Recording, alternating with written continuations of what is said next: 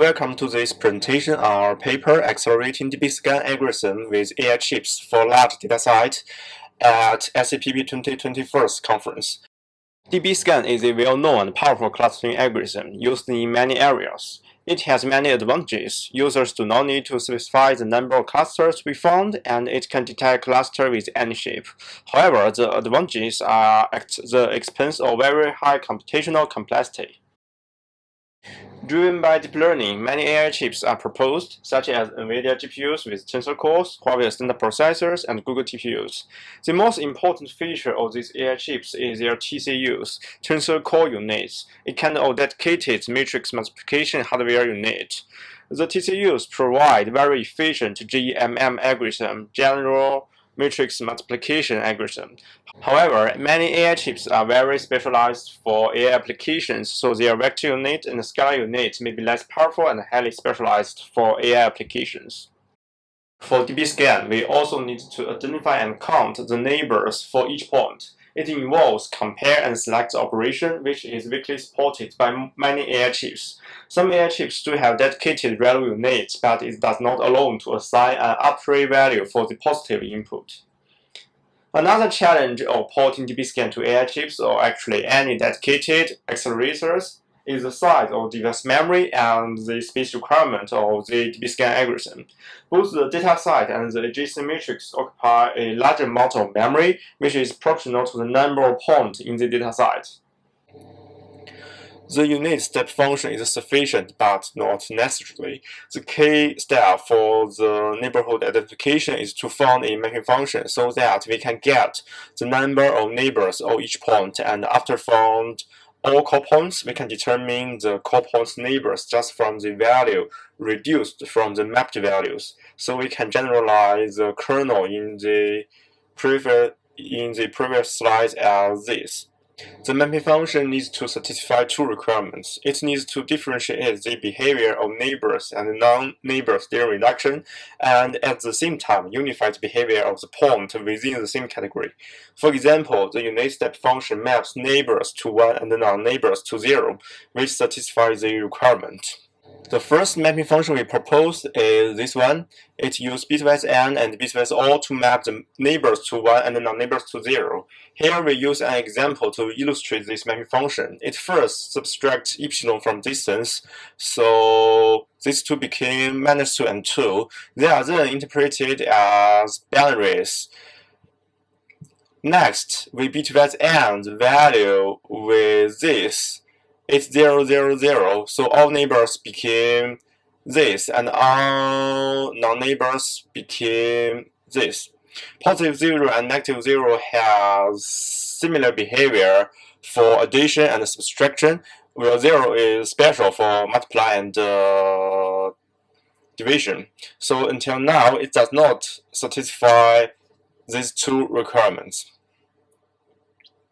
The most novel part is line 4 to line 6.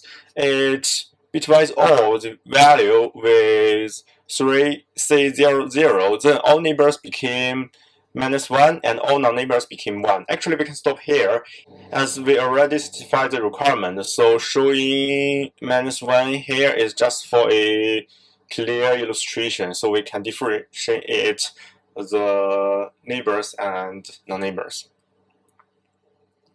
We also propose another mapping function which only uses bitwise n to map the neighbors to -128, mapping non-neighbors to 0. Both are integers. The reason why we do not regard -epsilon as a necessary step as it can be implemented as a Bayes part of matrix multiplication. We can see that it is the same with the first steps, but it interprets the value to int 8. However, we cannot simply use integer addition to count the number of neighbors. The value -128 is the maximum negative value for int 8-bit integer. Vector units usually need the input and the output have the same data type, so that overflow almost always occurs. There are two intuitive methods to solve the problem, but these functions are either weakly supported by AI chips or more costly than those used in this mapping function. One of the most known features of TCUs is the mixed position MMA matrix multiplier accumulate. It takes input matrix in low position data type and accumulates the results in high position data type.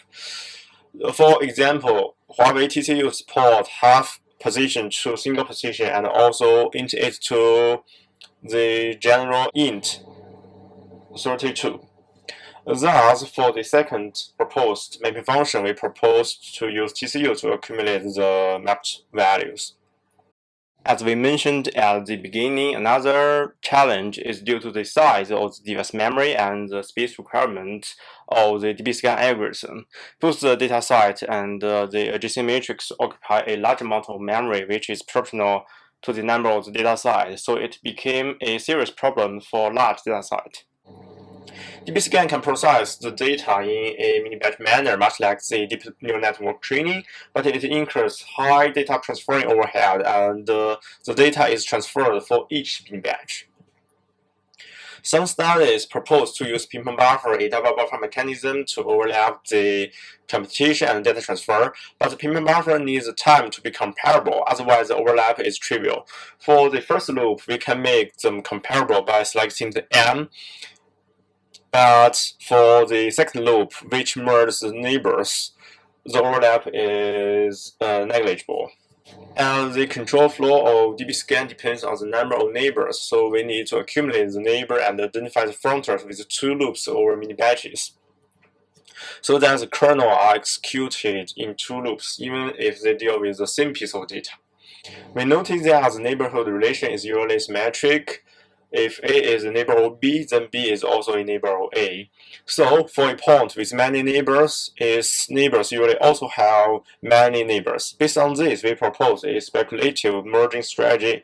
It aggressively assumes all processed fronters are call points, so that we can speculatively merge their neighbors in the first loop.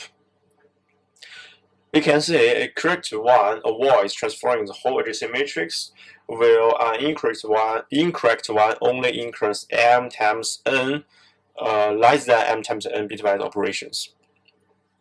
Another bottleneck is initializing clusters. It computes the distance vector between the potential seed, a single point, and the whole dataset. It causes low arithmetic intensity and low TCU utilization. Thus, we propose to explore the initial point when constructing new clusters. If one of these points is not a call point or any two belong to different clusters, a call to the explore points kernel is eliminated.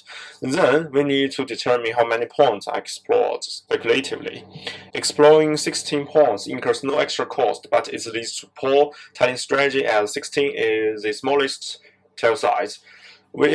So we explore as many points as possible until exhausting the on-chip memory. We evaluate our work on NVIDIA GPUs as well as Huawei Ascenda 310. This table shows the related specification. The experiments are conducted on datasets in the 128-dimensional space. The number of points range from 256 kilo to 8 million. So the size of the dataset ranges from about the spare requirement ranges from about 100 megabytes to 10 gigabytes. And the numbers of clusters range from 0 to 4K.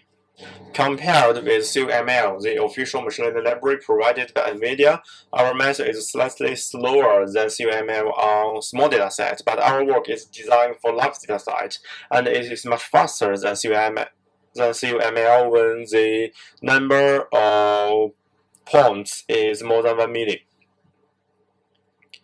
Particularly for the 8 million point dataset, NVTCU, which uses sensor code to compute the distance matrix, has about 20 times throughput of CUML.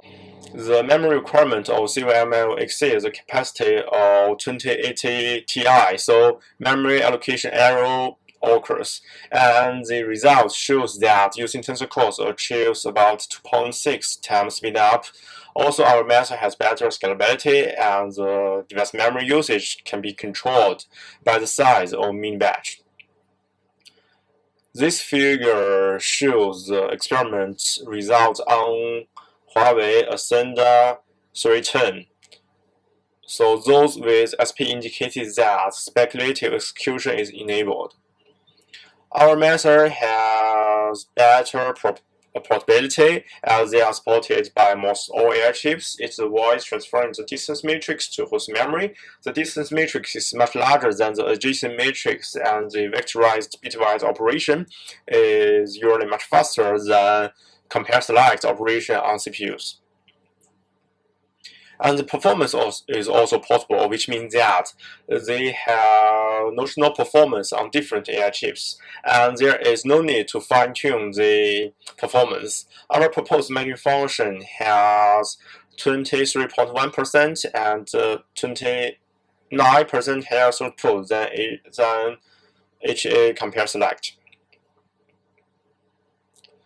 For the speculative execution, the speculative merging speed up GPU implementations by 16.4% and ascender by 15.8% on denormal, the dataset with reasonable number of points. On the other hand, speculative initialization avoids very long execution time caused by abnormal dataset.